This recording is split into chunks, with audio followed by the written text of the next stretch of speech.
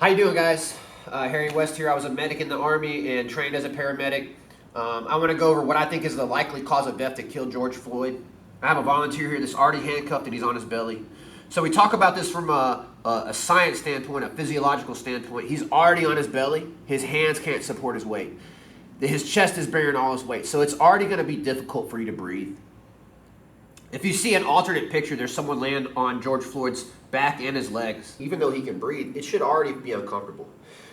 Your arms are behind you, handcuffed. Now your blood flow is a little different. If you've ever been handcuffed or if you had your hands behind your back before, I've been handcuffed before, unfortunately, and my arms went to sleep. Okay, so now let's talk about the knee on the neck. Okay, if I put my knee on a person's neck right here, but he's still able to talk. So people might say, if he's able to talk, he's able to breathe. Because it's not on his windpipe, it's not on his trachea, it's not covering his mouth. But what it is doing is it's compressing an artery.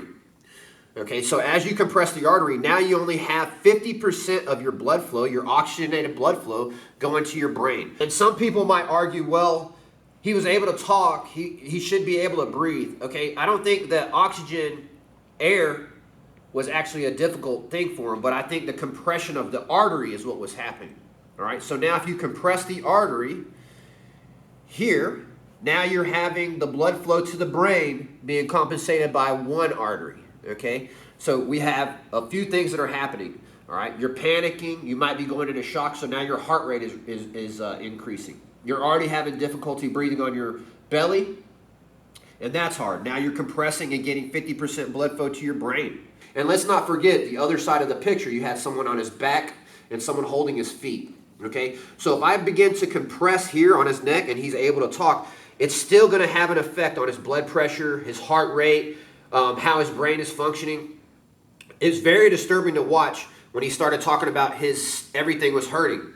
And then you see that at around 4 minutes, 4:08, he starts to pass out. At that point, when he starts to pass out and his body goes limp, then the other side of his neck starts to get to the ground and compress because his whole body is limp. So now you have 100% of the blood flow not making it to his brain. As I watched the video, I tried to time it, and it was almost around 4 minutes from the time that his body went completely limp to the time that they actually, the police officer actually got off of his neck.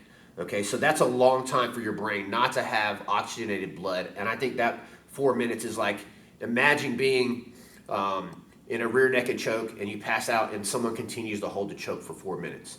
That's very damaging. In my opinion, every law enforcement person should be taking a form of wrestling or jiu-jitsu. I think it should be pushed through Congress so that it's nationwide mandatory. If you have a police officer that's always trying to perfect his craft, going to the range, practicing shooting. He wants to be able to point his weapon at a target and only shoot that target. We want police officers to be training. We know that police officers do get some hand-to-hand training, but just like math, it's a perishable skill.